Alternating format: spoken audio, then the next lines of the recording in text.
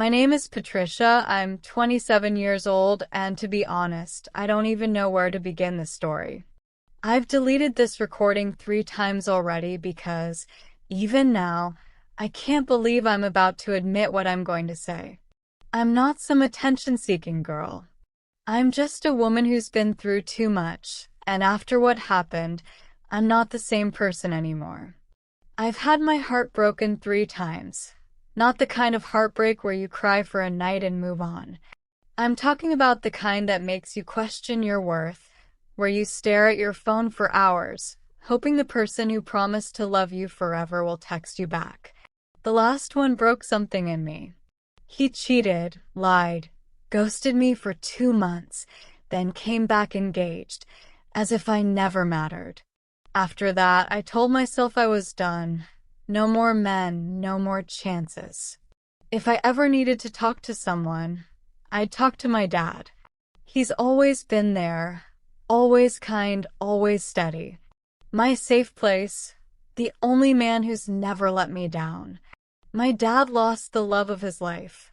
My mom passed away from cancer 8 months ago, and since then, he hasn't been the same. I watched the strongest man I know crumble in the quietest way. I became his rock, and he became mine. We cooked together, cleaned together, sat in silence together. The kind of silence only two broken people can understand. Somewhere in that silence, something started to shift. I didn't notice it at first, but it was in the way I lingered too long when he hugged me, the way I sought his approval, the way I smiled when he called me beautiful, even when I hadn't showered or brushed my hair in days. I started to crave him, not just as a father, but as a man. It scared me, but I pushed those thoughts away because that's what you do, right? You bury what you're not supposed to feel. You keep smiling, pretending everything's fine. But one night we were watching a movie my mom loved, and I started crying. I leaned into him, and he held me tighter than he ever had. When I looked up at him, his eyes were already on me. Not like I was his daughter, but like I was a woman. That was the beginning. That's when I knew something had already changed between us, and I didn't want to stop it. When my mom died, the house changed. I'm not even talking about the furniture or the decor. I mean the warmth, the smell, the laughter. It all vanished. She died on a quiet Tuesday morning in the hospital. I still remember exactly how my dad whispered, "It's okay, my love, you can let go." I watched my mom, my best friend, take her last breath in his arms. That image is burned into me. It still is. After the funeral, people came and went. Church ladies brought food we didn't eat. Family members patted our backs with hollow words like, "Stay strong," or "She's in a better place." But when the last car left and the house went quiet again, that's when the real grief began. I moved back in with Dad a few days later. I didn't even think twice about it. He looked so lost, like a man who didn't know how to function without her. I couldn't leave him like that. Those first weeks were the hardest. He barely spoke.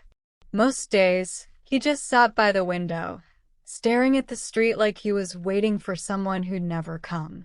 He stopped shaving, stopped cooking, stopped turning on the lights unless I reminded him. I tried to hold it together. I made breakfast, even when neither of us felt like eating. I cleaned the kitchen, sorted the mail, left the TV on so the silence wouldn't swallow us. But the nights were the worst. I could hear him crying through the wall. Not loud, not like the sobs you see in movies. No, it was different, quiet, broken, the kind of crying a man does when he's trying to hold it all in but can't anymore.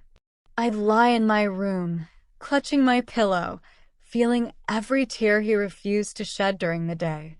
One night, I couldn't take it anymore. I got out of bed and walked barefoot down the hall. I didn't knock. I just opened the door and went in. He was sitting on the edge of the bed, shirtless, holding a picture of Mom in his hands. His back was slumped, his eyes red, and for the first time since her death, he looked old, tired, human. I didn't say a word. I just walked over and wrapped my arms around him from behind. He froze for a moment, then broke. He turned and pulled me into his lap, like he did when I was little. I hadn't sat like that in years, but it felt natural, familiar. He sobbed into my shoulder, and I held his head against my neck, letting him fall apart. Neither of us said anything for a long time. Finally, I whispered, "I miss her too, Dad." He nodded, his voice trembling. She was everything to me. I looked at him, and in the way he looked back, there was something deeper. Not desire, not lust, just a raw, unfiltered connection. That night, I didn't go back to my room. I stayed in his bed, curled up against him. We didn't do anything, but I rested my head on his chest, and he held me like he held Mom, safe, like he was afraid I'd disappear too. From that night on, things changed. Not dramatically, but subtly. I started spending more time in his room. We'd talk until 2 in the morning about everything. Childhood memories, how he met Mom, the time she cooked for him and nearly burned the chicken, the night he proposed to her in the rain. He smiled through his tears as he told those stories, and I laughed even while crying.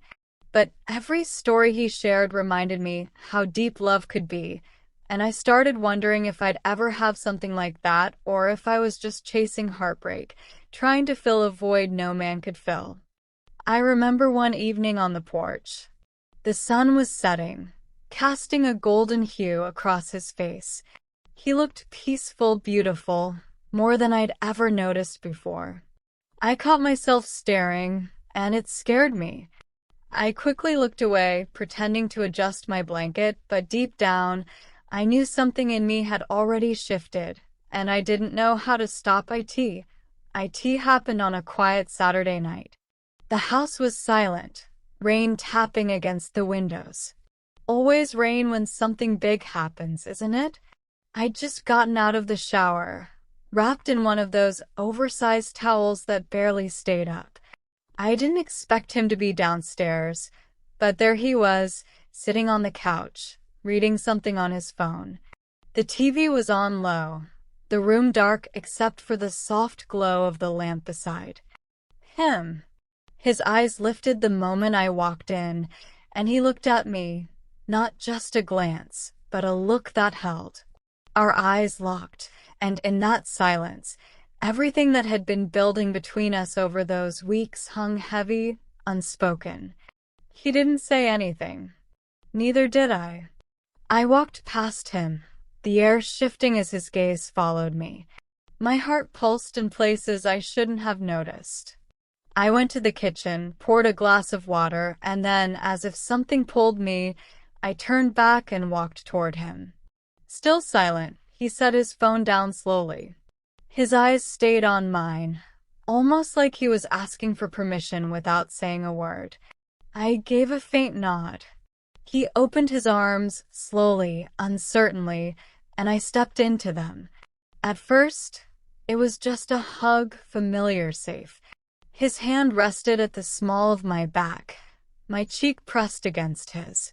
His heartbeat was fast. Mine was faster. Then he pulled back just enough to look at my face. His eyes searched mine. "You're so beautiful," he whispered, barely audible, almost afraid to say it. I should have said something. I should have stopped it. But I didn't, because when his lips met mine, I kissed him back like neither of us wanted to admit it, but neither of us wanted it to stop. That was the night.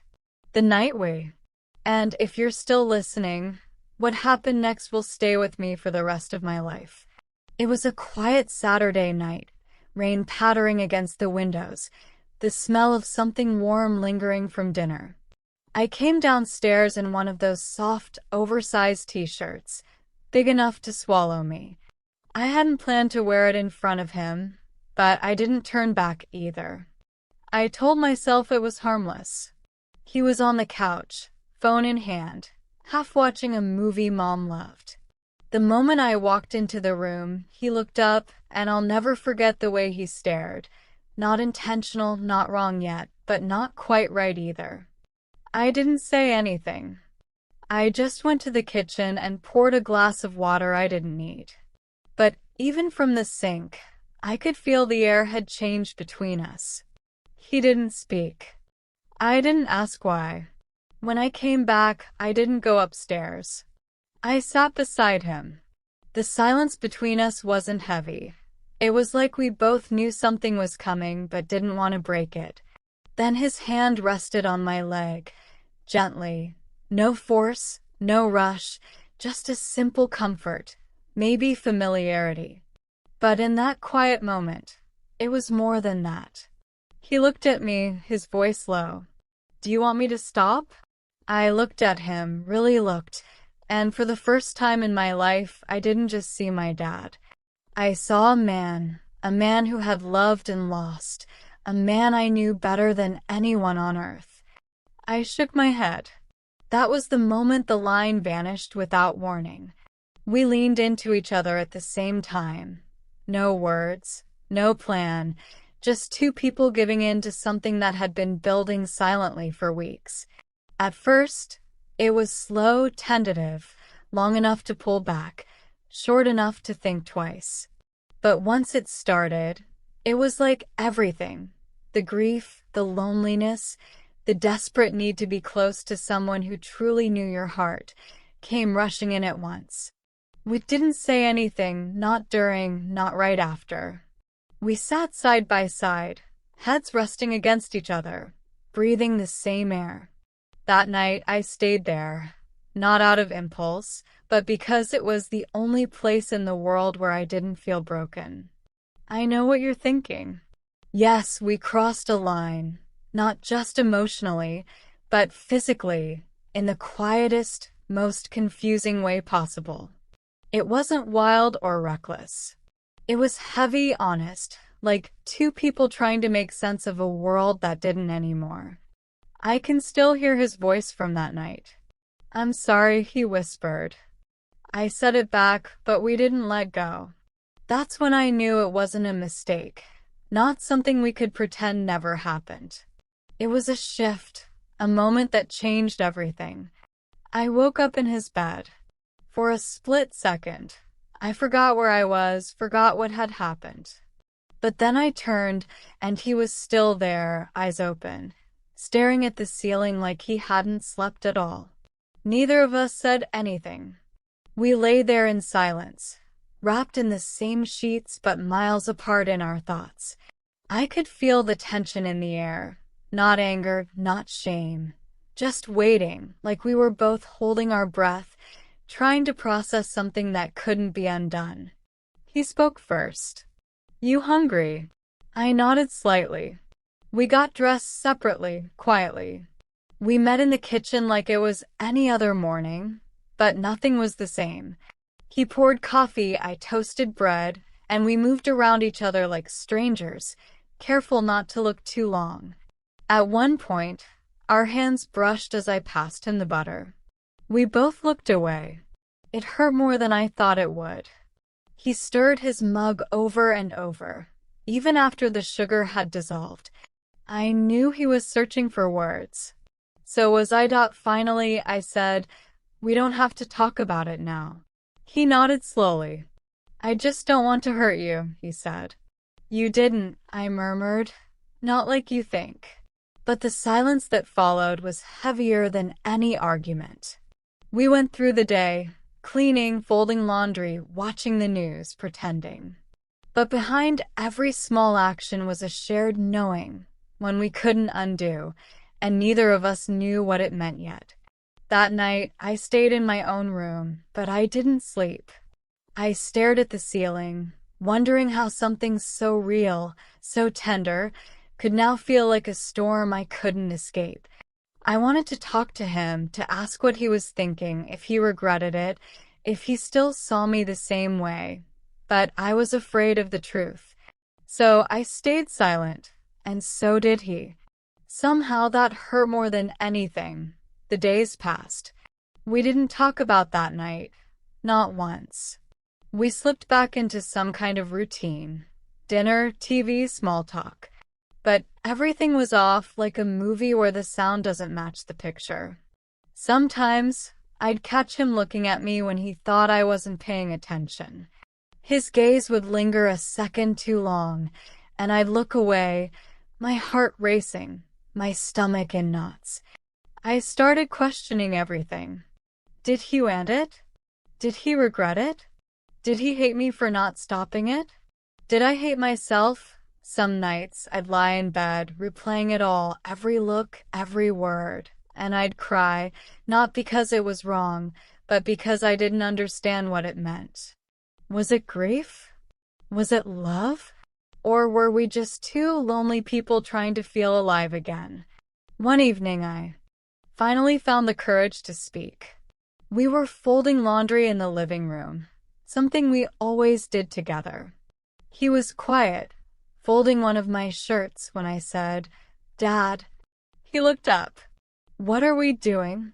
He stared at me for a long time, then sat down slowly. "I don't know," he said.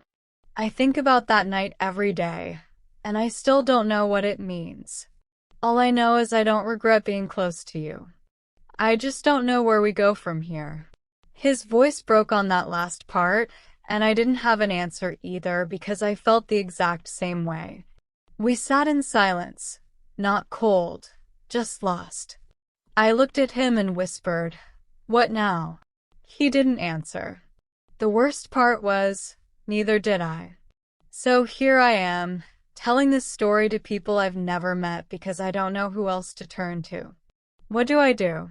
We didn't mean to cross that line, but we did. Now we're stuck in this confusing space between comfort and guilt, love and loss. Should I bring it up again? Should I pretend it never happened? Is it possible that what we shared was real, even if it came from the wrong place? I need to know what you think because I'm not sure I can trust my own thoughts anymore.